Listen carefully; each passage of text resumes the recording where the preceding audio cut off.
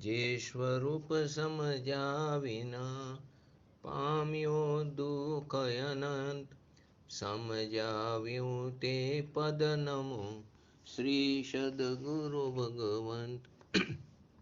પરમ પુરુષ પ્રભુ સદગુરુ, પરમ જ્ઞાન સુખધામ, જેણે આપ્યું ભાન નિજ તેને સદા પ્રણામ.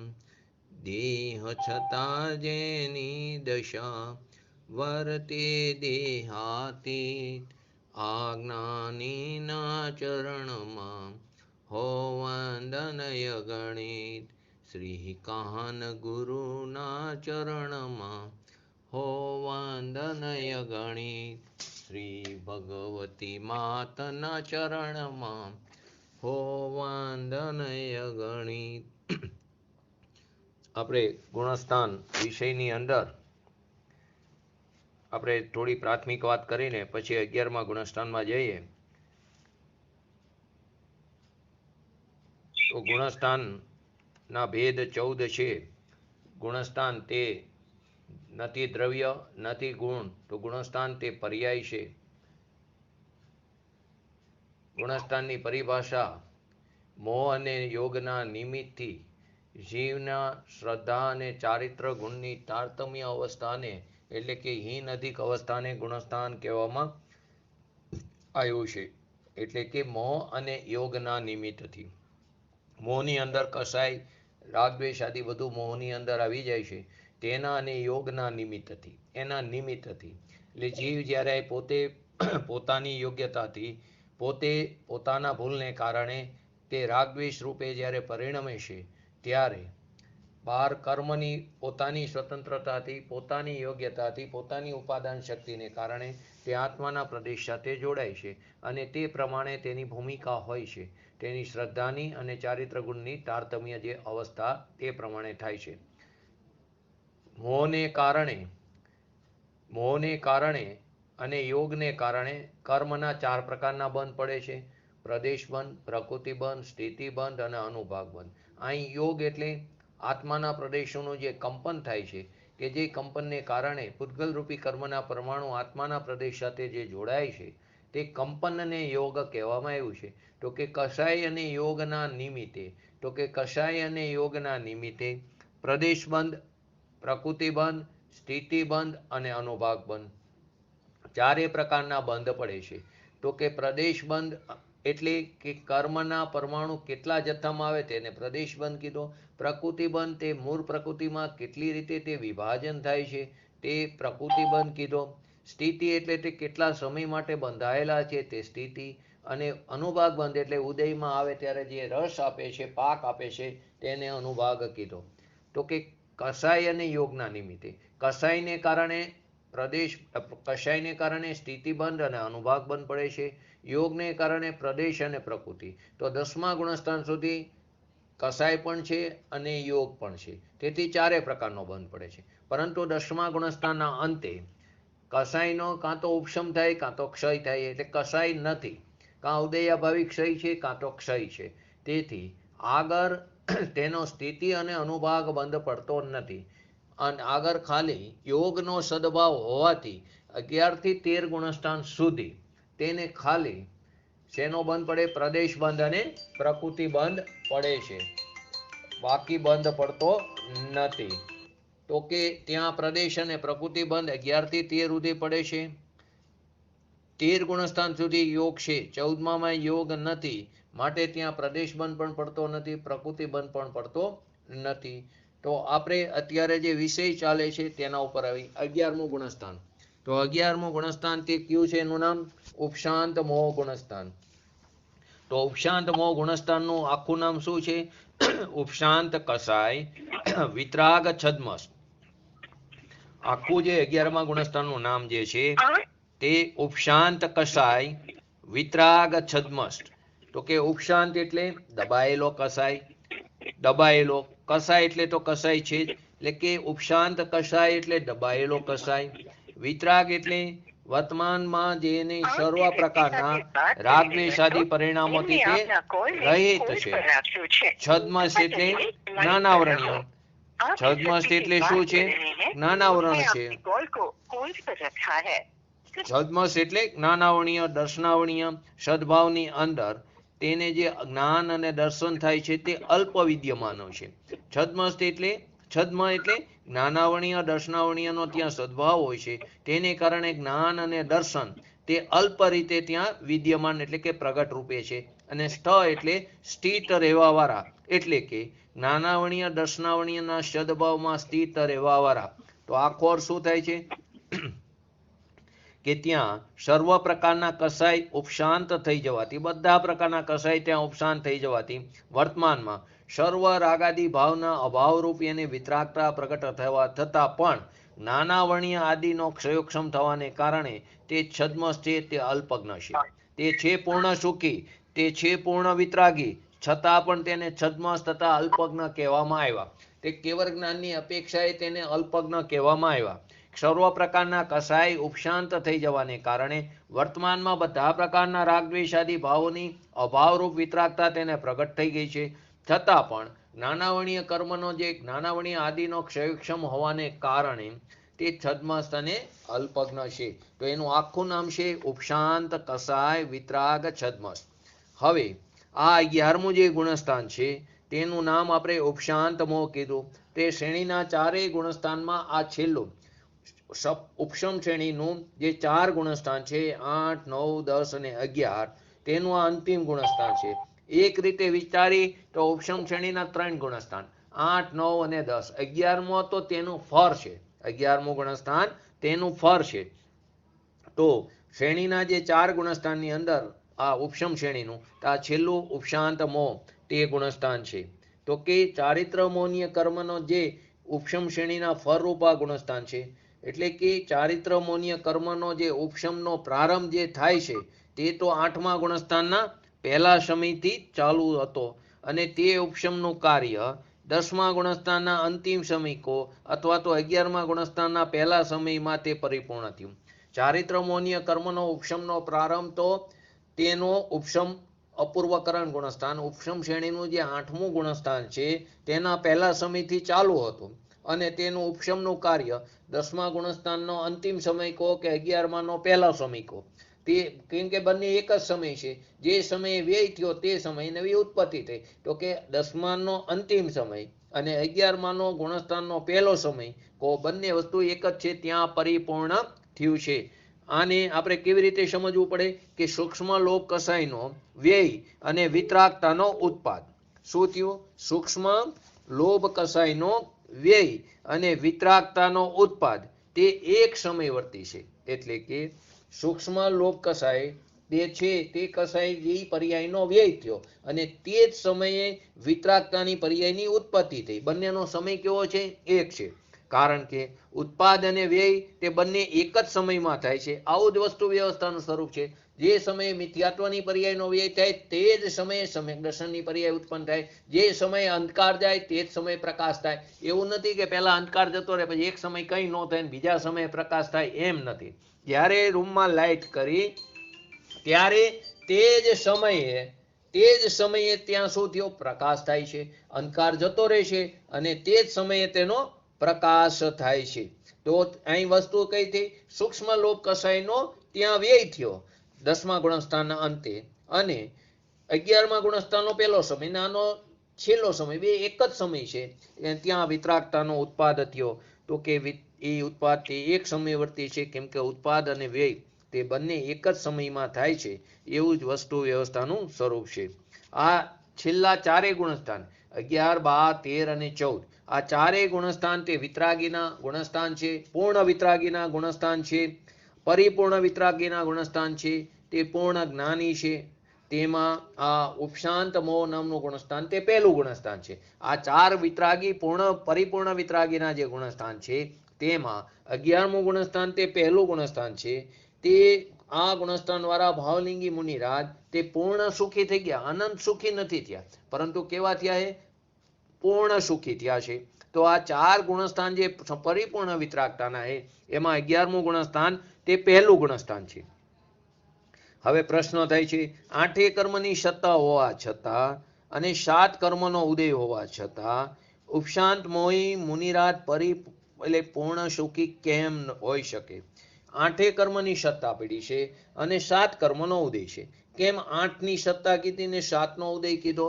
તો કે જે 8 કર્મની સત્તા છે, તો કે સત્તામાં તો મોહનીય કર્મ પણ પડ્યું છે, ચારિત્ર મોહનીય કર્મ પણ ઉપશમ રૂપે પડ્યું છે ત્યાં, પરંતુ સત્તામાં પડ્યું છે, ઉદય નથી તેનો.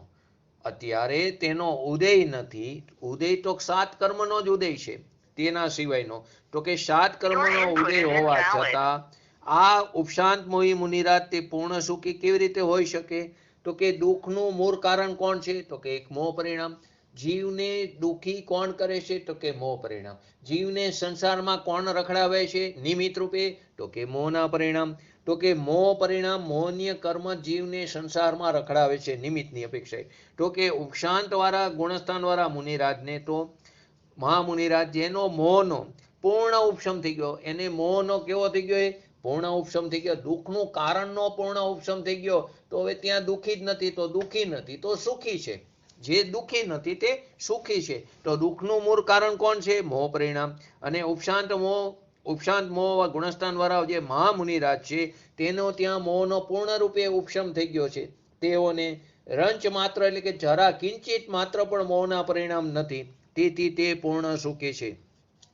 સત્તામાં પડેલા કર્મનું વર્તમાન કાળના ભાવો સાથે કાંઈ પણ સંબંધ નથી. આ નિયમ છે. સત્તામાં જે સ્થિત જે કર્મો છે, સત્તામાં પડેલા જે કર્મો છે, તેને વર્તમાન કાળના ભાવો સાથે કોઈ પણ પ્રકારનો સંબંધ નથી. સત્તામાં ગમે તે કર્મો પડ્યા હોય, પરંતુ વર્તમાનમાં એને જે ભાવ ઉત્પન્ન થાય છે તેની સાથે તેને કોઈ પણ પ્રકારનો સંબંધ નથી. આપણે પાર્શ્વનાથ ભગવાનનું એક્ઝામ્પલ પણ લીધું હતું. તો કે જે શેષ દ્રવ્ય કર્મ, જે શેષ દ્રવ્યમો કર્મ ત્યાં દબાયેલા પડ્યા છે, જે દ્રવ્ય કર્મ છે ત્યાં ઉપશમ રૂપે દબાયેલા રૂપે પડ્યા છે, તે એક અંતર્મુહૂર્ત કાળ જે આ ગુણસ્થાનનો જે કાર છે તે પૂરું થતા ચારિત્ર મોહનીય કર્મનો ઉદય પોતાની યોગ્યતાથી થાય, સ્વયં થાય છે. એ ચારિત્ર મોહનીય કર્મનો ઉદય પોતાની સ્વયંની યોગ્યતાથી થાય છે. આ યથા યોગ્ય એક અંતર્મુહૂર્ત આ ગુણસ્થાનનો જે કાર છે તે પૂરો થતા જ તે પોતાની સ્વતંત્રતાથી ચારિત્ર મોહનીય ઉત્પન્ન થાય છે. છતાં જેટલા સમય સુધી તે ઉપશાંત મોહી છે, જેટલા સમય સુધી તેનો મોહ દબાયેલો પડ્યો છે, તેટલા સમય સુધી તે વિતરાગી છે, તેટલા કાળ સુધી તે પૂર્ણ સુખી છે. મોહ દબાયેલો પડ્યો છે, દુઃખનું કારણ નથી, સત્તામાં પડ્યું છે પણ ઉપશમ રૂપે પડ્યું છે, ઉદયમાં નથી. માટે જેટલો સમય માટે મોહ ઉપશાંત મોહ છે તેટલો સમય તે પૂર્ણ વિતરાગી અને તેટલો સમય તે પૂર્ણ સુખી છે. તેને જ્ઞાનાવણી ત્રણે, બાકીના જ્ઞાનાવણી આદિ જે 3 કર્મો છે, જ્ઞાનાવણી, દર્શનાવણી અને અંતરાય, અઘાતીની વાત નથી. અઘાતી કર્મ કઈ જીવને હેરાન કરતો એટલે કે સંસારમાં રખડાવતો નથી. તે બધી તે જે ઘાતી કર્મ છે તે પૂરી રૂપે અપ્રશસ્ત પ્રકૃતિ છે. અઘાતીમાં પ્રશસ્ત પણ આવે, અપ્રશસ્ત પણ આવે.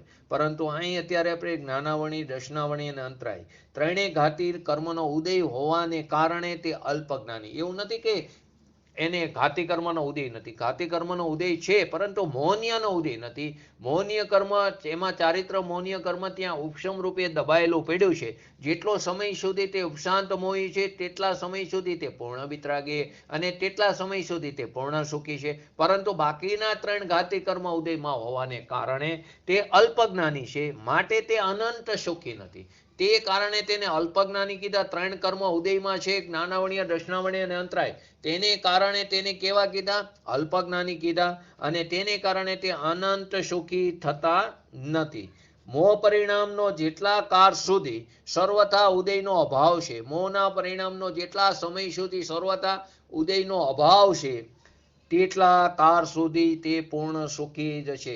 જ્યાં સુધી મોહ પરિણામ દબાયેલા પડ્યા છે તેટલા કાળ સુધી તેનો ઉદય નથી, તેટલા કાળ સુધી તે કેવા છે? પૂર્ણ સુખી છે. માટે મોક્ષમાર્ગ પ્રકાશકમાં આને એ રીતે વ્યક્ત કર્યું છે કે જેટલી જેટલી ઈચ્છા ઘટે તેટલું તેટલું દુઃખ દૂર થાય છે.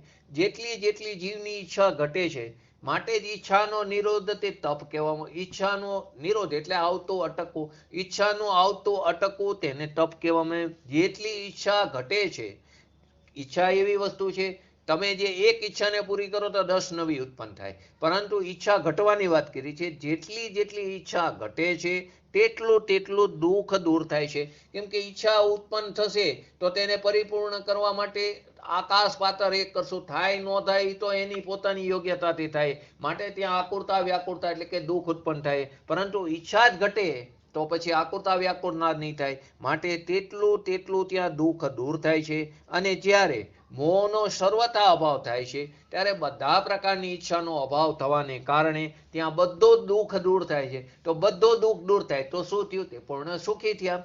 તેથી તેને સાચું સુખ પ્રગટ થાય છે અને બધા દુઃખ દૂર થાય છે. એનો અર્થ એમ થયો કે તે પૂર્ણ સુખી છે. ફરીવાર, જેટલી જેટલી મોક્ષમાં પ્રકાશકમાં શું કીધું? જેટલી જેટલી ઈચ્છા ઘટે છે તેટલું તેટલું દુઃખ દૂર થાય છે. જેટલી ઈચ્છા ઘટી, જેટલા પ્રમાણમાં ઈચ્છા ઘટી તેટલા પ્રમાણમાં દુઃખ દૂર થયું. અને જ્યારે 11મા ગુણસ્થાનમાં તો મોહનો સર્વથા ઉદયાભાવી અભાવ છે, ઉદયના અભાવે, ઉદયની અપેક્ષાએ અભાવ છે. તો તેની બધા પ્રકારની ઈચ્છાનો અભાવ થવાને કારણે, બધા પ્રકારની ઈચ્છાનો અભાવ થાય છે એટલે કે બધું દુઃખ દૂર થાય છે. તો બધું દુઃખ દૂર થાય તો તેને સાચા સુખની પ્રાપ્તિ થાય છે, સર્વ પ્રકારના દુઃખ દૂર થાય છે. એનો અર્થ એમ કે તે પૂર્ણ સુખી છે. પાપ કર્મની જે સત્તા છે હોવાથી કોઈ જીવનો કાંઈ બગાડ થતો નથી, અને પુણ્ય કર્મની સત્તા હોવાથી જીવનો કાંઈ પણ સુધાર થતો નથી. સત્તામાં પાપ કર્મો પણ પડ્યા હોય એટલે કે અપ્રશસ્ત કર્મો પણ પડ્યા હોય, કે પુણ્ય કર્મ એટલે કે સારા કર્મો પણ પડ્યા હોય. સત્તામાં પડેલા કર્મ તેને કારણે જીવમાં કાંઈ પણ, કર્મને કારણે તો કાંઈ પણ થતું જ નથી, પરંતુ તેનું ફળ પણ એને મળતું નથી, સુધાર કે બગાડ થતો નથી. જો જીવ મોહ પરિણામ કરે છે તો જ જીવનો બગાડ, જો જીવ મોહના પરિણામ કરે તો જીવનો બગાડ થાય, અને જો મોહના પરિણામ ન કરે તો જીવનો સુધાર થાય છે. જો મોહના પરિણામ કરે તો જીવ દુઃખી થાય છે. જો મોહ આકુરતા વ્યાકુરતા થાય, જો મોહના પરિણામનો અભાવ છે તો જીવ કેવો છે? સુખી, એટલે કે નિરાકુરતાની પ્રાપ્તિ કરે છે. કેમ કે મોહ પોતે જ સ્વયં દુઃખરૂપ છે. જે મોહ છે તે પોતે સ્વયં દુઃખરૂપ ભાવ છે.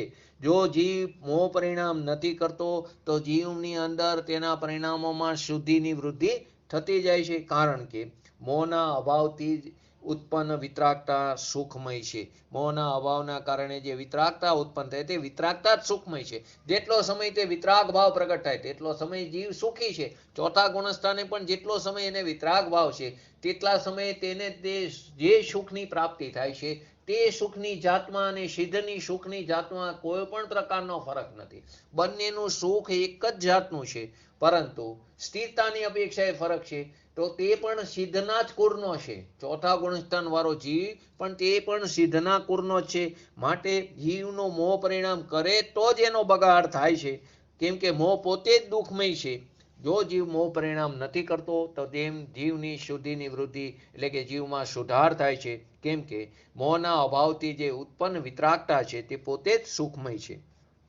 જ્યારે જીવ પોતાના અનાદિકાળના અજ્ઞાનવશ, અનાદિકાળથી આપણે અજ્ઞાન દશામાં જે જીવી રહ્યા છીએ તે અજ્ઞાનને કારણે, કુસંસ્કારોના અપરાધને કારણે મોહ પરિણામ કરે છે. જીવ પોતે ભૂલ કરે છે, પોતાની અનાદિકાળની જે અજ્ઞાન દશા છે અને પોતાના જે કુસંસ્કારોનો જે પ્રભાવ પડેલો છે તેને એ અપરાધને કારણે જીવ મોહ પરિણામ કરે છે. અને તે સમયે જેવા મોહ પરિણામ કર્યા, જેવા રાગદ્વેષાદિ રૂપી વિકાર પરિણામ કર્યા, તેને અનુસાર પૂર્વબંધ મોહ કર્મનો ઉદય પણ નિમિત્ત રૂપથી થાય છે. જીવે જે પૂર્વે જેવા મોહ પરિણામ કર્યા હતા તે પ્રકારના કર્મ તે વખતે તેની યોગ્યતાથી બંધાણા હતા, જેવી અંદર તીવ્રતા કરી તે પ્રકારે સ્થિતિ અને અનુભાગ બંધ પડ્યો હતો, તે અત્યારે ઉદયમાં આવ્યા તો કે મોહ કર્મનો ઉદય પણ ત્યાં નિમિત્ત રૂપથી થાય છે. એટલે કે જીવ પોતાના અપરાધથી, અજ્ઞાનવશ જે મોહ પરિણામ કરે છે તે જ સમયે પૂર્વે બદ્ધ જે કર્મ જે છે મોહ કર્મ, તેનો ઉદય પણ નિમિત્ત રૂપે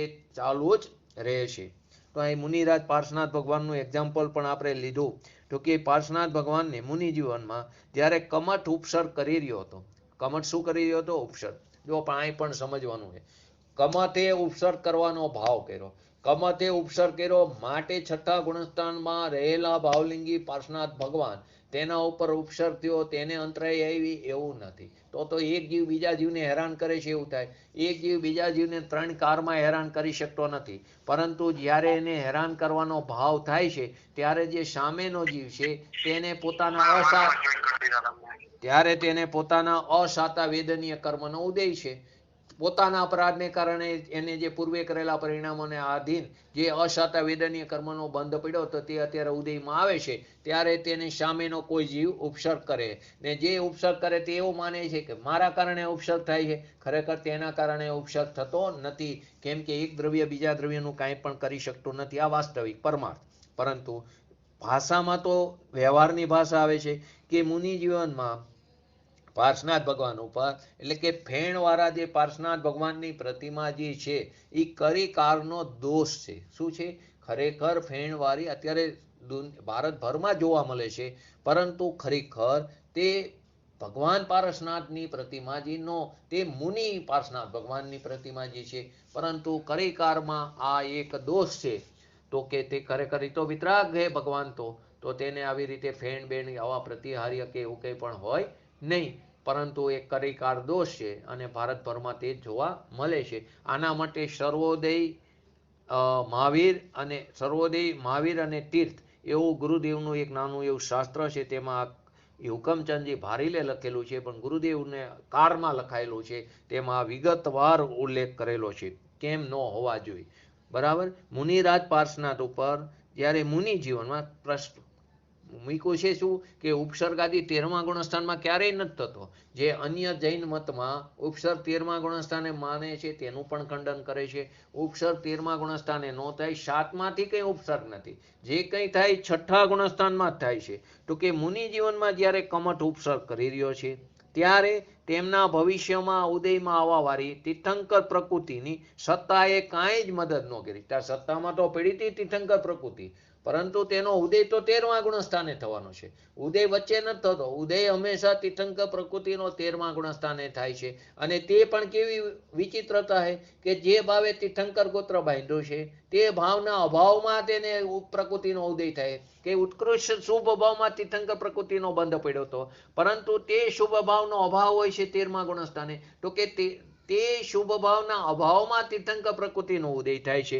તો કે તેમની સત્તામાં તો તીર્થંકર પ્રકૃતિ પડી હતી, પરંતુ તે તીર્થંકર પ્રકૃતિ જે તે પર્યાયમાં તીર્થંકર થઈને મુક્ત દશા પ્રાપ્ત કરવા વાળો જીવ છે, છતાં તે સત્તામાં પડેલી પ્રકૃતિ, નિયમ શું છે?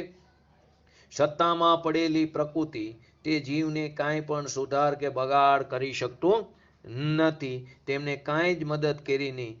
તેમજ અહીં મોહનીય કર્મ પણ સત્તામાં હોવા છતાં અહીં 11મા ગુણસ્થાનમાં મોહનીય કર્મ ત્યાં સત્તામાં પડેલું છે, પરંતુ તે માટીના ઉપમા શેની આપી છે? માટીના ઢેફા સમાન છે. તેથી તેનો વર્તમાન કાળના ભાવો સાથે કોઈ પણ નિમિત્ત નૈમિત્તિક સંબંધ નથી. વર્તમાનના એના જે કંઈ ભાવ સાથે એને નિમિત્ત નૈમિત્તિક સંબંધ, કરતા કર્મની વાત નથી, નિમિત્ત નૈમિત્તિક સંબંધ પણ નથી. સત્તામાં પડેલા કર્મ કાંઈ પણ કરતા નથી. મદદ કરતા કર્મ તો કાંઈ કરતું જ નથી, પણ એ નિમિત્તે નથી થતા. અહીં તો કરવાની વાત તો કર્મને એક કર્મ તે પૂતગલ દ્રવ્ય અને જીવ તે જીવ દ્રવ્ય, એક દ્રવ્ય બીજા દ્રવ્યનું કરતું નથી, તો પેલો જૈન સિદ્ધાંત છે. એટલે કરતા કર્મની વાત નથી, પણ નિમિત્ત નૈમિત્તિક સંબંધ પણ નથી. એટલે કે તે નિમિત્ત એના ઉપર નિમિત્તપણાનો આરોપ પણ આવતો નથી. તો તીર્થંકર પ્રકૃતિ સત્તામાં પડી હોવા છતાં તેના ઉપર નિમિત્તપણાનો આરોપ આવતો નથી. તેની સાથે વર્તમાનમાં કોઈ પણ પ્રકારનો નિમિત્ત નૈમિત્તિક સંબંધ નથી. તો હવે અહીં ઉપશાંત મોહ ગુણસ્થાનની પરિભાષા ગોમટસાર જીવકાંડના આધાર ઉપર કેવી રીતે આપી છે? ઉપમાથી સમજાવે છે. નિર્મલી ફર, આપણે સમજશું. નિર્મલી ફર સહિત સ્વચ્છ ઝરના સમાન.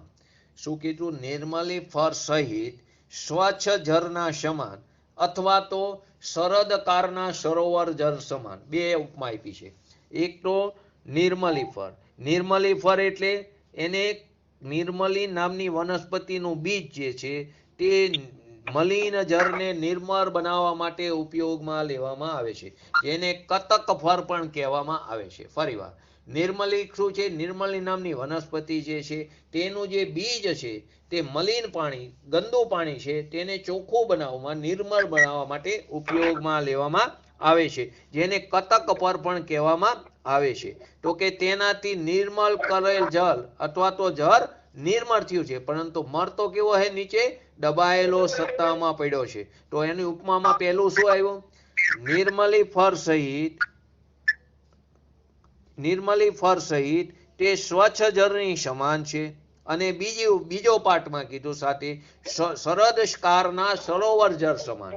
એટલે કે બધા પ્રકારના મોહના ઉપશમને સમયે વ્યક્ત થવા વાળી પૂર્ણ વિતરાગી દશાને ઉપશાંત ગુણસ્થાન કહેવામાં આવ્યું. ફરીવાર, નિર્મલી ફર સહિત સ્વચ્છ જળની સમાન અથવા તો શરદ કારના સરોવર જળ સમાન બધા પ્રકારના મોહના ઉપશમને સમયે દર્શન અને ચારિત્ર બંને સર્વ પ્રકારના મોહના ઉપશમના સમયે જે વ્યક્ત થાય છે વિતરાગતા, જે પૂર્ણ વિતરાગી દશા છે, તેને ઉપશાંત મોહ ગુણસ્થાન કહેવામાં આવ્યું. તો પહેલી વસ્તુ આપણે નિર્મલી જળ કીધું. તો નિર્મલી જળ એટલે તેને સ્વચ્છ જળની, વિતરાગ પરિણામને કોની ઉપમા આપી છે? સ્વચ્છ જળની. તેમાં પેલું નિર્મલી નામની વનસ્પતિનું બીજ કે જે મલિન જળને સ્વચ્છ કરે છે, પરંતુ ત્યાં મળ નીચે દબાયેલો સત્તામાં પડ્યો છે. આ પહેલાનો. હવે બીજું શું દ્રષ્ટાંત આપ્યું હતું? શરદ કારના સરોવરનું. અહીં પણ જળ તો નિર્મળ છે, પણ નીચે શું છે? કાદવ કીચડનું અસ્તિત્વ પડ્યું છે. ઉપરનું જળ ચોખ્ખું છે, પરંતુ નીચે કેવું છે? કાદવ અને કીચડ પડ્યો છે. છતાં વર્તમાનમાં તે સ્વચ્છ જળમાં મુખ એટલે પોતાનું મોઢું અને ચંદ્રમાનું પ્રતિબિંબ જેમ છે તેમ જ ઝરકે છે. શરદકાળની અંદર એ વખતે તેનું જળની નીચે કાદવ કીચડ અસ્તિત્વમાં છે, પરંતુ વર્તમાનમાં તે એટલું બધું સ્વચ્છ છે કે પોતાનું મોઢું અને ચંદ્રમાનું પ્રતિબિંબ જેમ છે તેમ દેખાય છે. માટે શું એક્ઝામ્પલ આપ્યું? નિર્મલી ફર સહિત સ્વચ્છ જળના સમાન અથવા તો શરદકાળના સરોવર જળ સમાન બધા પ્રકારના મોહના ઉપશમ સમયે જે વ્યક્ત કરવા વાળી જે વિતરાગી પૂર્ણ દશા છે તેને ઉપશાંત મોહ ગુણસ્થાન કહેવામાં આવ્યું. એનો અર્થ શું થયો? કે વર્તમાન કાળમાં તો વિતરાગતા પૂર્ણ નિર્મળ છે. તેની વર્તમાનમાં તો તે વિતરાગતા કેવી? પૂર્ણ છે, પૂર્ણ વિતરાગી દશા છે. પરંતુ એક અંતર્મુહૂર્ત યથા યોગ્ય ગુણસ્થાનનો જે કાર છે, એક અંતર્મુહૂર્ત, તે એક અંતર્મુહૂર્ત પછી પૂર્વ સંસ્કારને કારણે પોતાના અપરાધથી, પૂર્વના સંસ્કારો અને પોતાનો ચારિત્ર નો એટલે કે પુરુષાર્થની નબળાઈને કારણે ચારિત્ર મૌન્ય કર્મ ઉદયમાં આવે છે. એટલે કે પૂર્વ સંસ્કારને કારણે પોતાના અપરાધથી કાર ક્ષય થઈ જાય અથવા તો આયુ ક્ષય થવાથી તે રાગાદી રૂપ પરિણમિત થઈ જાય છે. એટલે કે 11મા ગુણસ્થાનના ચારિત્ર મૌન્ય કર્મની 21 પ્રકૃતિનું અંતઃકરણ રૂપ ઉપશમ થયેલ છે. ફરીવાર શું કીધું? વર્તમાન કાળમાં તો વિતરાગ ભાવ પૂર્ણ નિર્મળ છે, પરંતુ એક અંતર્મુહૂર્ત પછી તેના પૂર્વના સંસ્કારને કારણે અને પોતાના અપરાધથી અથવા કારક્ષય કે આયુક્ષય થઈ જવાથી રાગાદી રૂપ તે પરિણમિત થઈ જાય, રાગ દ્વેષ વિકાર રૂપે તે પરિણમિત થઈ જાય છે. અને 11મા ગુણસ્થાનની અંદર ચારિત્ર મૌન્ય કર્મની 21 પ્રકૃતિઓનો ત્યાં અંતઃકરણ ઉપશમ. આપણે બે પ્રકારના ઉપશમ આવ્યા હતા, અંતઃકરણ ઉપશમ અને બીજું નામ હતું, બીજું આવ્યું તો સાથે સદ અવસ્થા રૂપ ઉપશમ અથવા તો અપ્રશસ ઉપશમ. અંતઃકરણ ઉપશમ એટલે પ્રશસ ઉપશમ. એના બે નામ છે, અંતઃકરણ ઉપશમ અને પ્રશસ ઉપશમ. અને બીજું ઉપશમ હતું સદ અવસ્થા રૂપ ઉપશમ અથવા એનું બીજું નામ છે અપ્રશસ ઉપશમ. અહીં અત્યારે આપણે વાત છે અંતઃકરણ ઉપશમ એટલે કે પ્રશસ ઉપશમ. તો એ કોની કે છે? તો અધકરણ આદિ એટલે કે અધકરણ, અપૂર્વકરણ અને અનિવૃત્તિકરણ. આ અધકરણ આદિ દ્વારા અનંતાબંધી ચતુષ્ય વગરની અનંતાબંધી ચોકડીની કામ, ક્રોધ, માન, માયા, લોભને કાઢી નાખો અનંતાબંધીની. તે સિવાયના મૌન્ય કર્મની જે ઉપશાંતતા થાય છે, ઉપશમ રૂપે થાય છે, તેને પ્રશસ ઉપશમ અથવા તો અંતઃકરણ ઉપશમ કહેવામાં આવે છે. ફરીવાર, અધકરણ, અપૂર્વકરણ અને અનિવૃત્તિકરણ એના દ્વારા અનંતાબંધીના ચોકડી સિવાયની બાકીની જે મૌન્ય કર્મની પ્રકૃતિઓ પડી છે તેનું ત્યાં શું થાય? ઉપશમ રૂપે દબાયેલું પડ્યું છે. તેને પ્રશસ ઉપશમ અથવા તો તેને અંતઃકરણ ઉપશમ કહેવામાં આવે છે. આગળ એમાંનીમાં આગામી કાળમાં એટલે કે ભવિષ્યની અંદર ઉદયમાં આવવાવાળા યોગ્ય કર્મના જે પરમાણુ છે તેને જીવના પરિણામ વિશેષ રૂપે નિમિત્ત થવાથી આગળ પાછળ ઉદયમાં આવવા યોગ્ય થાય તેને પણ અંતઃકરણ ઉપશમ કહેવામાં આવે છે. આગામી કાળમાં જે ઉદયમાં આવવા યોગ્ય જે કર્મ પરમાણુ છે તેને જીવના પરિણામ વિશેષ રૂપે નિમિત્ત થવાથી તે આગળ પાછળ ઉદયમાં આવવા યોગ્ય થાય છે. એને પણ અંતઃકરણ ઉપશમ કહેવામાં આવ્યું. ફરીવાર અંતઃકરણ ઉપશમ કોને કીધું કે અધઃકરણ દ્વારા અનંતાબંધી ચતુષ્ય સિવાયની મોહનીય કર્મની જે પ્રકૃતિઓની ઉપશાંત થાય છે, ઉપશમ થાય છે, તેને પ્રશસ્ત અથવા અંતઃકરણ ઉપશમ કહેવામાં આવ્યું. અને આગામી કાળમાં, ભવિષ્ય કાળમાં જે ઉદયમાં આવવા યોગ્ય જે કર્મના પરમાણુ છે તેને જીવના પરિણામ વિશેષ રૂપે નિમિત્ત થવાથી તે આગળ પાછળ ઉદયમાં આવવા યોગ્ય થાય તેને અંતઃકરણ ઉપશમમાં કહેવામાં આવે છે. એનો અર્થ શું થયો કે અહીં બોર્ડ નથી, નહીં તો બોર્ડ ઉપર તમને આખું દેખાડે ચિત્ર દોરીને કેવી રીતે થાય છે. ઉપરના નીચે આવી જાય એટલે અહીંયા વચ્ચે ખંડ પડી જાય. જે નીચેના પરમાણુમાં આવીને ભરી જાય, ઉપરીમ વાળા નીચેમાં આવીને ભરી જાય, તો નીચેનો સમય જ્યારે ઉદયમાં આવે ત્યારે તે ઉદયમાં આવીને ખરી જાય. પછીનો એક સમય એવો આવે કે ખાલી રહે. એ જે ખાલી રહ્યો ને એ ઉપશાંત યથાખ્યાત ચારિત્ર, યથાખ્યાત ઉપશમ ચારિત્ર, તે કે ત્યાં તેને પૂર્ણ વિતરાગી. પાછા ઉપર પડ્યા છે, નીચે પડ્યા, વચલો ભાગ ખાલી છે. પણ એ બોર્ડ હોય તો વધારે ખ્યાલ આવે. તો અહીં ચારિત્ર મોહનીયની 21 પ્રકૃતિનો ઉપરનો ઉપરીમ ભાગ જે છે અને નીચેનો જે ભાગ છે તેની વચ્ચે તે 21 ચારિત્ર મોહનીય કર્મથી રહિત વારો ભાગ છે, તેને રહિત કરવામાં આવ્યો. ઉપરીમ અને નીચે છે પણ વચ્ચે નથી. એટલે જ્યારે અધસ્તન સ્થિતિના કર્મના ઉદયના એનો પૂર્ણ ભાગને ભોગવીને તેને ખાલી જગ્યા આવે છે ત્યારે સ્વયં જ કર્મના રહિતપણાને કારણે જીવને ક્ષાયિક ચારિત્રના જેવું, ક્ષાયિક ચારિત્ર નથી પણ ક્ષાયિક ચારિત્રના જેવું ઔષમિક નિર્મતારૂપ પૂર્ણ વિતરાગ ચારિત્રની પ્રાપ્તિ થાય છે. ફરીવાર ચારિત્ર મોહનીયની જે 21 પ્રકૃતિ જે છે તેનો ઉપરીમ અને અધસ્તન સ્થિતિ એટલે નીચેની સ્થિતિને વચ્ચેનો જે કંઈ ભાગ છે, જે 21 ચારિત્ર મોહનીય કર્મથી રહિત વાળો ભાગ છે, ત્યાં જ્યારે જીવ તે અધસ્તન સ્થિતિ એટલે નીચેના ભાગના કર્મોના ઉદયને પૂર્ણ ભોગવી લે, પછી ઉપરની વચ્ચે ખાલી ભાગ આવ્યો ને, તો એ જે ખાલી ભાગ આવ્યો ત્યારે સ્વયં જ કર્મના રહિતપણા કારણે જીવ ક્ષાયિક ચારિત્ર જેવી ઔપશમિક ચારિત્રની દશાને પ્રાપ્ત કરે છે. ક્ષાયિક ચારિત્ર જેવું પૂર્ણ નિર્મળ છે, એકદમ સ્વચ્છ છે, તેવું તે ઔપશમિક ચારિત્ર ક્ષાયિકવત, ક્ષાયિક જેવું તેને ઔપશમિક ચારિત્ર એટલે કે વિતરાગ ચારિત્ર થઈ જાય છે. તેથી આ 11મા ગુણસ્થાનનું આખું નામ ઉપશાંત કષાય વિતરાગ છદ્મસ્ત કહેવામાં આવ્યું છે. આગળ સમ્યક્ત્વ અપેક્ષાએ વિચાર. હવે બધી અપેક્ષા, સમ્યક્ત્વ અપેક્ષાએ, ચારિત્ર અપેક્ષાએ, ગમનાગમન, કાર અપેક્ષાએ ને વિશેષ અપેક્ષા. સૌથી પહેલું સમ્યક્ત્વ અપેક્ષા. તો ઉપશાંત મોહી આ જે મહામુનિરાજ છે તેને કયું સમ્યક્ત્વ હોય તો એને બંને પ્રકારના હોય. દ્વિતીયોપમ સમ્યક્ત્વ પણ હોઈ શકે અથવા ક્ષાયિક સમ્યક્ત્વ. કેમ કે ક્ષાયિક સમ્યક દર્શન વાળા પણ ઉપશમ શ્રેણી ચડી શકે છે અને દ્વિતીયોપમ વાળા તો ઉપશમ જ ચડે, તે સપક ચડી શકતા નથી. ક્ષાયિક વાળા બંને શ્રેણી ચડી શકે છે. તેથી અહીં અત્યારે ઉપશમ શ્રેણીમાં જે 11મા ગુણસ્થાન વાળા મુનિરાજ છે તેને બંને પ્રકારના સમ્યક્ત્વ હોઈ શકે. દ્વિતીયોપમ પણ હોય અને ક્ષાયિક પણ હોય. આ બંને સમ્યક્ત્વની અંદરથી કોઈ પણ એક સમ્યક્ત્વના તે ધારક હોય છે. કોઈ આ એક સમ્યક્ત્વને કારણે ઉપશાંત મોહન ગુણસ્થાનના સામાન્ય સ્વરૂપ કે એના સુખમાં કોઈ ફરક, પછી ભલે ને તે દ્વિતીયોપમ સમ્યક્ત્વ વાળા 11મા ગુણસ્થાન વાળા ભાવલિંગી મુનિરાજ હોય કે કોઈ બીજા ભલે ક્ષાયિક સમ્યક્ત્વ વાળા 11મા ગુણસ્થાન વાળા ભાવલિંગી મુનિરાજ હોય, તેના સામાન્ય સ્વરૂપમાં અને એની સુખ આદિમાં, વિતરાગતા આદિમાં કોઈ પણ પ્રકારનો ફરક પડતો નથી. તો સમ્યક્ત્વ કયું થયું? 11મા ગુણસ્થાન વાળા મહામુનિરાજને, ભાવલિંગી મુનિરાજને દ્વિતીયોપમ સમ્યક્ત્વ જે ઔપશમિક સમ્યક્ત્વનો ભેદ છે તે સમ્યક્ત્વ અથવા ક્ષાયિક સમ્યક્ત્વ, આ બંનેમાંથી કોઈ પણ એક સમ્યક્ત્વ હોઈ શકે. અને આ સમ્યક્ત્વને કારણે આ 11મા ગુણસ્થાન વાળા ભાવલિંગી મુનિરાજનું દ્વિતીયોપમ અને ક્ષાયિક સમ્યક્ત્વ બંને પ્રકારના જે મહામુનિરાજે બે મુનિ હોય, એકને દ્વિતીયોપમ હોય, એકને ક્ષાયિક સમ્યક્ત્વ હોય, તો બંનેના સામાન્ય સ્વરૂપ અને એના સુખ આદિમાં કોઈ પણ પ્રકારનો ફરક પડતો નથી. અહીં ચારિત્ર કયું છે?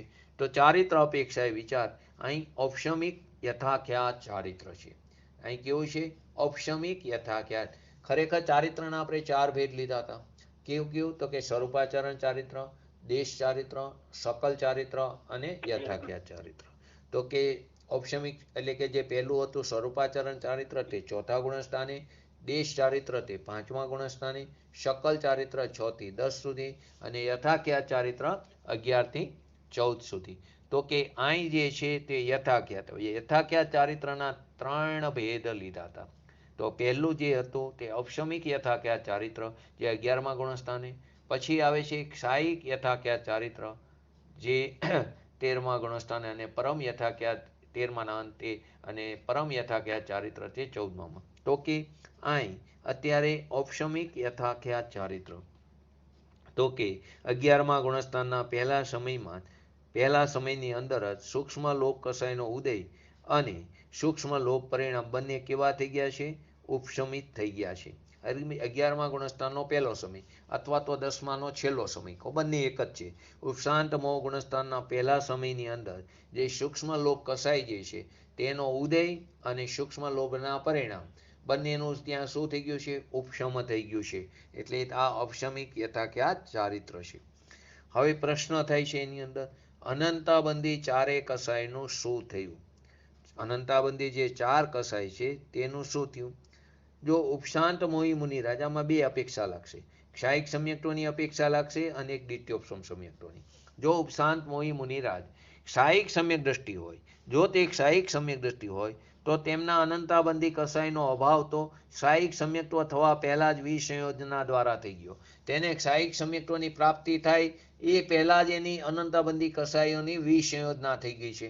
તો ક્ષાયિક સમ્યક્ત્વને પહેલા જ એની વિસંયોજના દ્વારા અનંતાબંધી કષાયનો અભાવ થઈ ગયો છે. પરંતુ જો ઉપશાંત મુનિરાજ દ્વિતીયોપશમ સમ્યક્ત્વના ધારક હોય તો ઉપશમ શ્રેણી ચડતા પહેલા જે 7મા ગુણસ્થાનનો બીજો ભાગ છે ને સાતિશ્ય અપ્રમદ દશા, તે સાતિશ્ય અપ્રમદ દશાની અંદર તેનું ક્ષાયોક્ષમિક જે સમ્યક્ત્વ છે, ક્ષાયોક્ષમિક સમ્યક્ત્વ તે શ્રેણી આરોહણ કરી શકતું નથી, તે શ્રેણી ચડવાનો પુરુષાર્થ કરી શકતું નથી, કેમ કે તે ચલમલ અગાઢ દોષથી સહિત છે. તે દોષ કેવરી ગમ્ય છે તે ક્ષાયોક્ષમિક સમ્યક્ત્વ દ્વિતીયોપશમ સમ્યક્ત્વની અંદર પરિણમી જાય છે. તે સમયે અનંતાબંધી જે ચોકડી છે તેની વિસંયોજના એટલે કે સદ અવસ્થારૂપ ઉપશમ એટલે કે અપ્રશસ ઉપશમ થઈ જાય છે. માટે તેના અનંતાબંધીની સત્તા ભજનની એટલે કે સત્તા હોય તે અને ન પણ હોય. એને અનંતાબંધીની સત્તા હોય તે અને ન પણ હોય. એટલે ફરી વાર અનંતાબંધી 4 કષાયનું શું થયું? તેમાં બે અપેક્ષા લાગશે. જો ઉપશાંત મોહી મુનિરાજ જો ક્ષાયિક સમ્યક દ્રષ્ટિ હોય તો તેમના અનંતાબંધી કષાયનો અભાવ તેને ક્ષાયિક સમ્યક દર્શન થાય તે પહેલા જ તેની વિસંયોજના દ્વારા થઈ ગયો છે.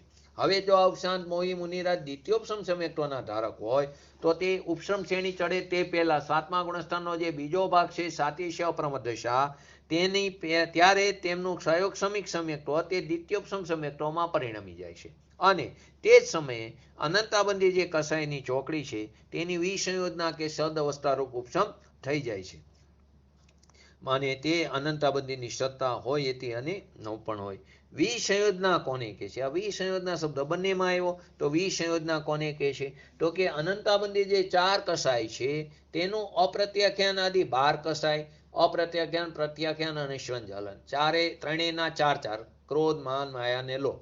તો અપ્રત્યાખ્યાન આદિ 12 કષાય અને હાસ્ય આદિ 9 કષાય. તેમાં હાસ્ય, રતિ, અરતિ, શોક, ભય, જુગુપ્સા અને 3 પ્રકારના વેદ. તો આવા હાસ્ય આદિ 9 કષાય રૂપ પરિણમિત જે થઈ જાય તેને વિસંયોજના કીધી.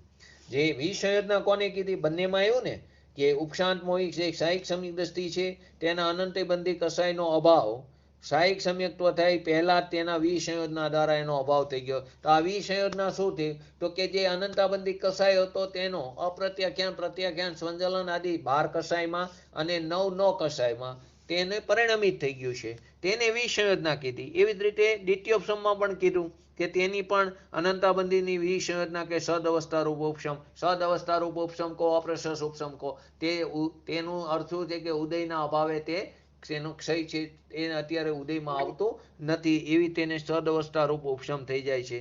તેને પણ વિસંયોજના દ્વારા જ થાય છે. તો આ વિસંયોજનાનો અર્થ આપણે સમજ્યા કે અનંતાબંધી જે 4 કષાય છે તે અપ્રત્યાખ્યાન, પ્રત્યાખ્યાન, સંજલન 12 કષાય અને 9 કષાયમાં પરિણમિત થઈ જાય છે આ વિસંયોજના દ્વારા. અને આ વિસંયોજનાનું કાર્ય 4થા ગુણસ્થાનથી લઈને 7મા ગુણસ્થાન સુધી ગમે ત્યારે થઈ શકે. ચોથા ગુણસ્થાનમાં પણ થઈ શકે, પાંચમામાં, છઠ્ઠામાં ને સાતમા ગુણસ્થાનના બીજા ભાગ સુધી તે થઈ શકે છે. ઉપશાંત ગુણસ્થાનના પહેલા સમયથી જ ઔપશમિક ચારિત્ર, જેનું બીજું નામ આપણે શું કીધું? ઔપશમિક યથાખ્યાત ચારિત્ર. આ ગુણસ્થાનના પહેલા સમયથી તેને ઔપશમિક ચારિત્રની પ્રાપ્તિ થઈ, તેનું બીજું નામ ઔપશમિક યથાખ્યાત ચારિત્ર છે, તે પ્રગટ થયું છે.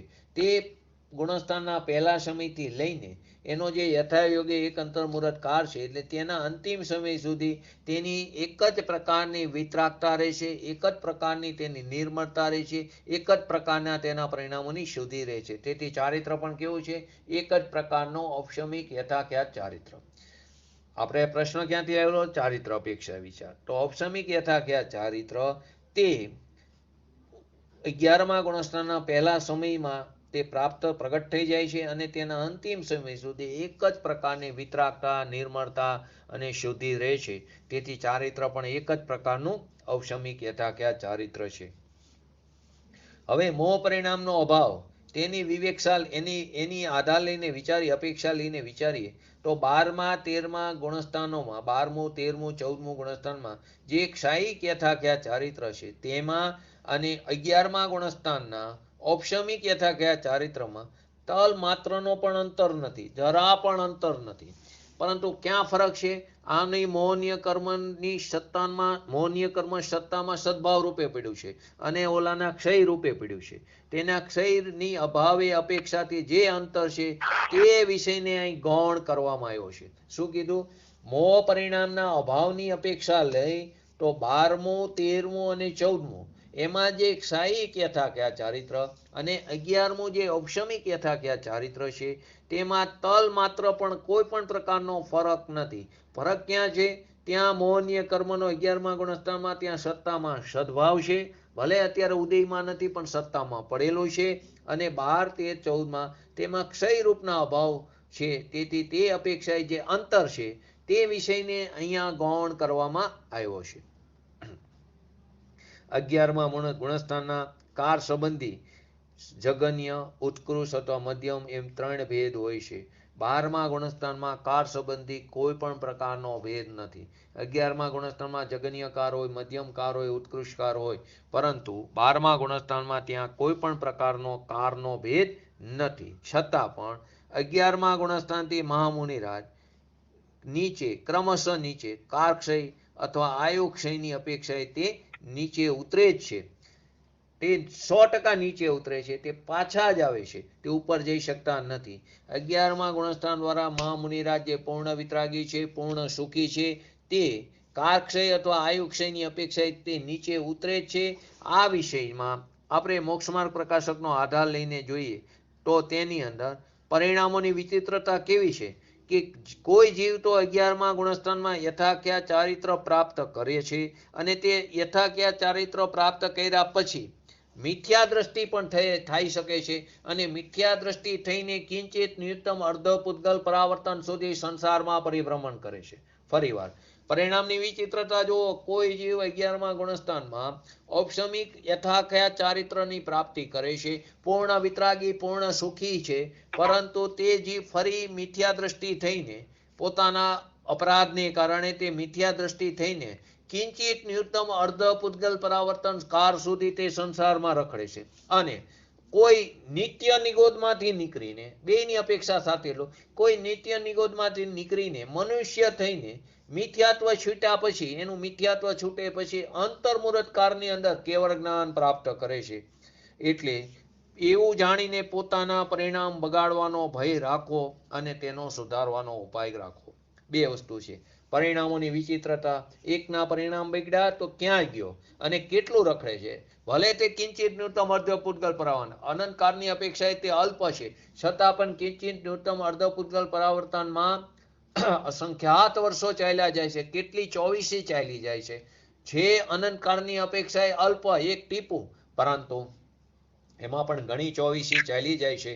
તો એક 11મા ગુણસ્થાનમાં પૂર્ણ વિતરાગી અને પૂર્ણ સુખી વાળો જીવ પોતાના અપરાધને કારણે, પોતાની ભૂલને કારણે, પોતાના કુસંસ્કારોને કારણે, ચારિત્ર મૌનીય કર્મના ઉદય થવાને કારણે, એ તો પોતાના અપરાધને કારણે તે ઉદયમાં આવ્યા, તેને કારણે જીવ પાછો પડીને મિથ્યાત્વ દશામાં પણ જાય છે અને મિથ્યા દ્રષ્ટિ થઈને તે કિંચિત નિત્યમ, બધા મિથ્યા દ્રષ્ટિ આટલું નથી કરતા, પણ આ તો ઉત્કૃષ્ટ કાળની અપેક્ષાએ લીધું. તો કે તે કિંચિત નિત્યમ અર્ધ પૂતગલ પરાવર્તન કાળ સુધી સંસારમાં પરિભ્રમણ કરે છે. વિચારો, એક સમયે પૂર્ણ વિતરાગી જે જીવ હતો, પૂર્ણ સુખી હતો, તે કિંચિત નિત્યમ અર્ધ પૂતગલ પરાવર્તન સુધી તે સંસારમાં રખડે છે. અને બીજો જીવ જે નિત્ય નિગોદમાં છે, તે નિત્ય નિગોદમાંથી ક્યારે બહાર નીકળો નથી, પણ નીકળી શકે એવો જીવ કે જે નીકળો પોતાના પરિણામોને કારણે કોઈ એવો ઉત્કૃષ્ટ સ્વભાવ થયો, એ ઉત્કૃષ્ટ સ્વભાવના ફળ સ્વરૂપે તેને ત્રસપણું પ્રાપ્ત કર્યું, મનુષ્યપણું પ્રાપ્ત કર્યું. તે મનુષ્ય થઈને એને મિથ્યાત્વ છૂટે પછીના એક અંતર્મુહૂર્તની અંદર,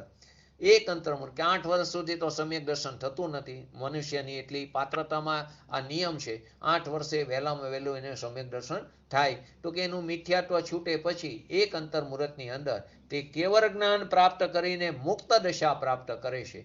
અને ઓલો પૂર્ણ વિતરાગી સુધી પહોંચી ગયો, અને કિંચિત નિત્યમ અર્ધ પૂતગલ, બંને વચ્ચે ફરક શું છે? એકના પરિણામ બગડ્યા તો તેને કારણે આટલું રેકડો, અને એકના પરિણામ પોતાના સ્વભાવના આશ્રય એટલી તીવ્રતાથી પુરુષાર્થ થવાને કારણે પરિણામોમાં એટલી શુદ્ધિની વૃદ્ધિ થઈ કે તેણે પૂર્ણતાને પ્રાપ્ત કરી. માટે આપણે આપણા પરિણામને બગડતા પણ, એને બગડવાનો ભય પણ આપણને હોવો જોઈએ, અને પરિણામ સુધારવા માટેનો ઉપાય પણ કરવો જોઈએ. પરિણામ જો બગડવાથી ભાવલિંગી મુનિરાજ 1000 વર્ષની ભાવલિંગી મુનિરાજની દીક્ષા પછી પણ એના પરિણામો બગડવાને કારણે આવા 11 રુદ્ર તે નિયમથી નરક ગતિમાં જાય છે. આવે છે તે બધા 169 મહાપુરુષોમાં તે નિશ્ચિતપણે મોક્ષની પ્રાપ્તિ કરવાવાળા છે, પરંતુ ક્યાં જાય છે? નરક ગતિમાં જાય છે. જેને કારણે? પરિણામ બગડવાને કારણે. એનાથી પણ આગળ વાત લઈ આપણા પરમ પૂજ્ય ગુરુદેવશ્રીની, કે જે વિદેહ ક્ષેત્રમાં સાક્ષાત ભગવાનની વાણી સાંભળતા હતા, અને તે સંસ્કારોને કારણે તે પોતે નિસર્ગ સમ્યક દર્શન પ્રાપ્ત કર્યું આ પર્યાયમાં. પરંતુ ત્યાં પણ એમના પ્રવચનોમાં ઘણીવાર આ વાત આવી ગઈ છે કે શું કરીએ, અમારા પરિણામોમાં કંઈક ફેરફાર થઈ ગયો. છેલ્લે અમારા પરિણામ સેજ બગડ્યા, તેને કારણે અમે આ ગરીબ ક્ષેત્રમાં જન્મ લઈ લીધો. કેમ ગરીબ ક્ષેત્ર કીધું? કેમ હીન ક્ષેત્ર કીધું? કે અહીં અત્યારે સાક્ષાત કેવરીનો પણ વીર છે, અને અહીં અત્યારે એવા જીવ અહીં જન્મે છે આ નિકૃષ્ટ કાળમાં, કે જે 6થા 7મા ગુણસ્થાનથી આગળ જઈ શકતા નથી. એવા જીવની પુરુષાર્થ જ એટલો હોય છે, જીવની યોગ્યતા જેવી હોય છે. પછી કાર ઉપર આરોપ આપી અલગ વસ્તુ છે, પછી સહનન ઉપર આરોપ આપી છે પણ અલગ વસ્તુ છે, પરંતુ આ જીવની હોનાર જ એવી છે કે તે તેનાથી આગળ જઈ શકતા નથી. તો પૂજ્ય ગુરુદેવશ્રીના પ્રવચનમાં પોતાની વાતને અનુલક્ષીને કહે છે કે મારા આવા પરિણામોમાં સહેજ બગાડ થયો તો હું અહીં આવીને જન્મો, અને જે હવે એમને 3-4 ભવ રહે બાકી, તે ભવ ત્યાં સુધી ફરવું પડશે. પરંતુ અનંતકાળની અપેક્ષાએ તે અલ્પ છે, પરંતુ તેમાં વચ્ચે દેવગતિનો ભવ પણ આવી ગયો. તો દેવગતિમાં જે સાગરોપમ તેમનું આયુષ્ય હોય તે ભોગવવું પડે છે. તો પરિણામો ઉપર સતત સાવચેતી સાવધાની રાખવી દરેક જીવનું કર્તવ્ય છે, કે તે પરિણામ બગડવાને કારણે આપણે સંસારને પરિભ્રમણ વધારી છે. તો કે પરિણામો બગાડવા કે સુધારવા, તેના ઉપર આપણે સતત ધ્યાન, એટલે કે ભાવમરણથી સતત બચતા રહેવાની વાત બતાવવામાં આવી છે. ભલે ગુરુદેવશ્રીના પરિણામો બગડ્યા, તેમને નુકસાન થયું, પરંતુ આપણા માટે હિતકારી થયા. આપણે તો સ્વાર્થી છીએ, આપણા માટે તો એ ફાયદાકારક થયા. જો ગુરુદેવ આ કાર્ય ન આવ્યા હોત એમના વિનય વિવેકની અપેક્ષાએ, બાકી જો આપણને પ્રાપ્તિ થવાની હોય તો ગુરુદેવશ્રી જેવા બીજા જ્ઞાનીઓનો પણ નિમિત્ત મળી જ જાય. પરંતુ આપણને તો આ કાર્ય જે ગુરુદેવશ્રી મળ્યા તેનો પ્રતિ ઉપકાર કરવા માટે આપણે સમર્થ નથી. માટે તેમનો વિનય વિવેકની અપેક્ષાએ કહી કે જો તેમના પરિણામો બગાડ ન થયો હોત તો આપણે હજી પણ શુભ ભાવથી ધર્મ, એટલે ક્રિયાકાંડમાં ધર્મ માનીને, એટલે કે સંપ્રદાય આદિમાં જ પડ્યા હોત. કેમ કે અહીં જેટલા આપણે પણ દિગંબર છીએ બધા સંપ્રદાયમાંથી જ પરિવર્તિત થયા છે, તો કે આપણે પણ ત્યાં શુભ ભાવમાં ધર્મ માનીને બેઠા હોત. કાર અપેક્ષાએ વિચાર, તો કે એનો જગન્ય કાર કોઈ મુનિરાજ 10મા ગુણસ્થાનથી પોતાની વિતરાગતાને વધારતો 11મા ગુણસ્થાનમાં જો પ્રવેશ કરે, 10મામાંથી પોતાના સ્વભાવના આશ્રય વિતરાગતાની શુદ્ધિની વૃદ્ધિ કરતા 11મામાં પ્રવેશ કરે, અને એક સમય તે 11મા ગુણસ્થાનમાં ઉપશમ યથાકયા ચારિત્રની સાથે પૂર્ણ વિતરાગી અને પૂર્ણ જીવન વ્યતીત કરે એક સમય, અને એમાં જો એનો મનુષ્ય આયુનો ક્ષય થઈ જાય તો મૃત્યુની અપેક્ષાએ આ ગુણસ્થાનનો જગન્યકાર એક સમય બને છે. આ રીતે એનો જગન્યકાર એક સમય કઈ અપેક્ષાએ 10માંથી 11માં આવે અને તે એક સમય રે, એક સમયે ઔપસમિક યથા કે ચારિત્ર પ્રગટ થાય તેટલો સમય તે પૂર્ણ વિતરાગી અને પૂર્ણ સુખી, પરંતુ એક સમય વ્યતીત થયા બાદ તેનું જો મરણ આયુનો ક્ષય થઈ જાય મનુષ્ય આયુનો, તો મરણની અપેક્ષાએ તેનો જગન્યકાર તે એક સમય બતાવવામાં આવ્યો. ઉત્કૃષ્ટકાર. ઉત્કૃષ્ટકાર આ મુનિરાજને 11મા ગુણસ્થાન વાળા મહામુનિરાજનો, ભાવલિંગી મુનિરાજનો ઉત્કૃષ્ટકાર મૃત્યુ વગર પૂર્ણકાર જો રહે તો તે યથાયોગ્ય એક અંતર્મુહૂર્ત રહેશે. બધા ઉપશાંત મોહી મુનિરાજનો 11મા ગુણસ્થાનનો ઉત્કૃષ્ટકાર સરખો જ રહેશે. કેટલો રહે? સરખો જ રહેશે. કોઈમાં વધઘટ નથી. બધાનો યથાયોગ્ય ઉત્કૃષ્ટકાર અંતર્મુહૂર્ત રહેશે. જેમ 11મા ગુણસ્થાનનો જગન્યકાર મરણની અપેક્ષાએ મધ્યમકાર એક સમય જાણ્યો, તેમજ મરણની અપેક્ષાએ તેમાં 2, 3, 4 આદિ સમય લો, એક સમય ઉમેરતા જાઓ અને મરણની અપેક્ષાએ અને યથાયોગ્ય એક અંતર્મુહૂર્ત સુધીમાં જેટલા પણ સમય રહે તે બધા એ મધ્યમકારના ભેદ થાય છે. આ પ્રકારે 11મા ગુણસ્થાનનો મધ્યમકાર તે અપેક્ષાએ ભેદ પડે છે, જગન્યકાર તે એક સમય મરણની અપેક્ષાએ અને ઉત્કૃષ્ટકાર તે યથાયોગ્ય એક અંતર્મુહૂર્ત થાય છે. ગમનાગમન અપેક્ષા. તો ગમનાગમન અપેક્ષામાં આપણે ખાલી આજ ગમન લઈ તો 11મા ગુણસ્થાનમાં આ ઉપક્ષમ શ્રેણીનું છેલ્લું ગુણસ્થાન છે. તેથી 11મા ગુણસ્થાનથી આગળ ક્ષીણમો આદિ ગુણસ્થાનમાં ઉપર ગમન થઈ શકતું નથી. તેથી ઉપક્ષમ શ્રેણીવાળા ઉપશાંત મો ગુણસ્થાનવાળા ભાવલિંગી મુનિરાજની અહીં વિકસિત થવાની પર્યાયગત યોગ્યતા આટલી જ છે. એનાથી વધારે એની પર્યાયગત યોગ્યતા નથી કે જે આગળ જઈ શકે. તેથી આ છેલ્લું ગુણસ્થાન છે અને તે મુનિરાજની પાત્રતા જેવી છે, તેમની યોગ્યતા જેવી છે કે જે અહીંથી આગળ જઈ શકતા નથી. એક્ઝામ્પલ પણ આપીને સમજાવે છે. જેમ ખેલાડીને બોલને ઉપરથી લગાડે, સ્ટ્રોક લગાડે એટલે આકાશમાં ઉછારે, તો બોલને ઉપરથી જ્યારે સ્ટ્રોક લગાડે ત્યારે બોલ કેટલો ઉપર આકાશમાં ઉછરે છે તેનું સામર્થ્ય નિશ્ચિત થઈ જાય. કેટલા જોરથી માર્યો તેના ઉપરથી નક્કી થાય તે આકાશમાં કેટલો ઉપર જશે. તેમજ ભાવલિંગી સંતોનું પોતાનું આંતરિક બુદ્ધિપૂર્વક પુરુષાર્થ એ જ રહે છે કે ધારાવાહિક શુદ્ધિરૂપી વિતરાગતાની વૃદ્ધિ કરતા કરતા તે પૂર્ણતાને પ્રાપ્ત કરે છે. પરંતુ અબુદ્ધિપૂર્વક શ્રેણીને ચડતી વખતે અપૂર્વકુળન ગુણસ્થાનના પહેલા સમયમાં 8મા ગુણસ્થાનના પહેલા સમયના પુરુષાર્થ અનુસાર જ આ સ્વભાવથી જ નિશ્ચિત થઈ જાય છે કે આ મુનિરાજ ઉપરના ક્યાં ગુણસ્થાન સુધી જશે. જેમ બોલને માર્યું ને બેટથી, તો કેટલી જોરથી માર્યું એના ઉપરથી નક્કી થાય આ બોલ કેટલો ઊંચો જશે. તેમાંય 8મા ગુણસ્થાનના પહેલા સમયમાં અબુદ્ધિપૂર્વકના જે એના પરિણામ છે તે અનુસાર એના પુરુષાર્થ અનુસાર તેનો સ્વભાવથી જ નિશ્ચિત થઈ જાય છે કે આ મુનિરાજ ઉપર કયા ગુણસ્થાન સુધી થશે. નિર્ણય કરાવવાવાળો કોઈ કર્મ અથવા કોઈ અન્ય નથી, પરંતુ તેનો પુરુષાર્થ કેટલો છે અપૂર્વકરણના ગુણસ્થાનનો પહેલા સમયના તે અનુસાર જ તેને નક્કી થાય છે કે આ મુનિરાજ ક્યાં ગુણસ્થાન સુધી ઉપર જશે.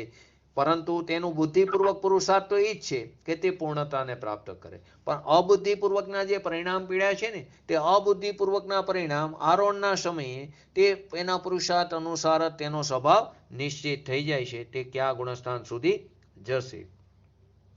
અહીં અત્યારે આપણે આની એક અપેક્ષા જોઈ ઉપરની, નીચેની અપેક્ષા આવતીકાલે લેશું. આજે કોઈ પ્રશ્ન હોય તો બતાવો, કેમ કે 3-4 મિનિટ બાકી રહી છે એટલે. હેલો. હા જયદેન્દ્ર બોલો. હા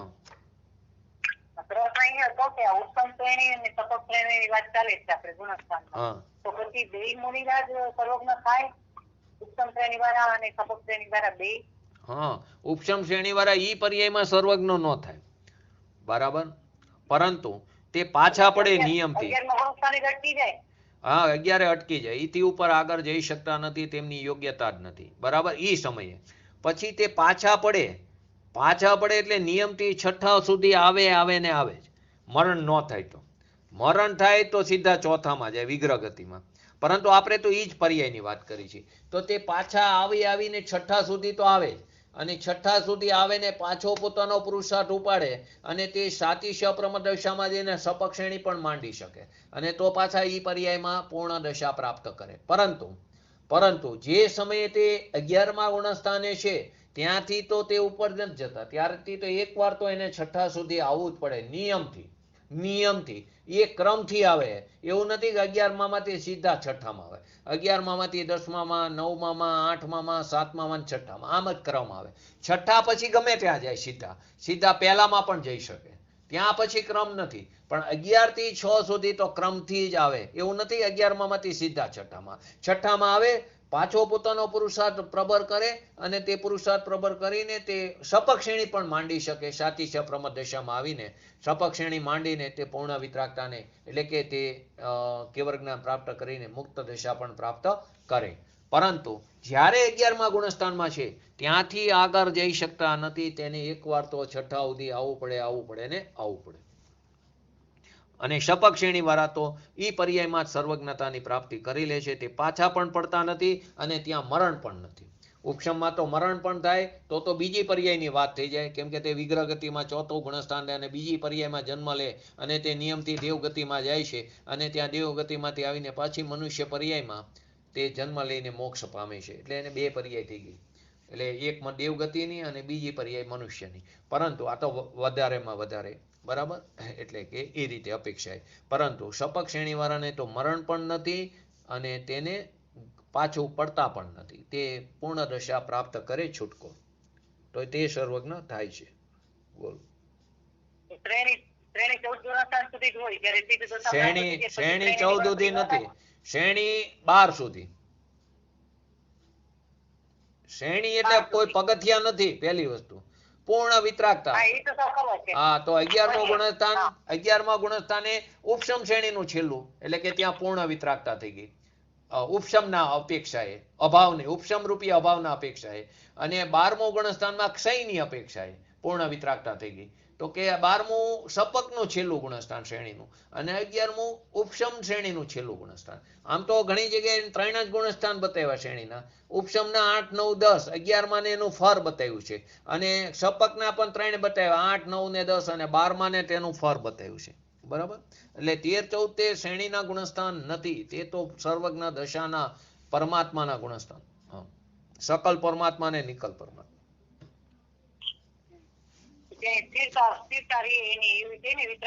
હા, વિતરાગતાની પોતાની એને આધારે ફેરફાર છે. ગુણસ્થાનનું નામ જ શું છે? વિતરાગતાની વૃદ્ધિ થવું. એટલે ગુણસ્થાન વધતા જાય. વિતરાગતાની વૃદ્ધિ. બરાબર. જય જીનેન્દ્ર. કેમ કે સમય પૂરો થશે એટલે બરાબર. આવતીકાલ બાદ બોલીએ છીએ પંચ પરમેષ્ઠી ભગવંતોનો જય હો. બોલીએ છીએ જીનવાણી માતનો જય હો. બોલીએ છીએ પરમ પૂજ્ય પ્રમુખકારી શ્રી સદગુરુ દેવનો જય હો. બોલીએ છીએ પ્રસમમૂર્તિ ભગવતી માતનો જય હો. બોલીએ છીએ સનાતન જૈન દિગંબર ધર્મનો જય હો. પ્રશ્ન હોય તો કાલ પૂછી લેજો, કેમ કે હવે 15 સેકન્ડ જ બાકી છે એટલે. ઓકે. જય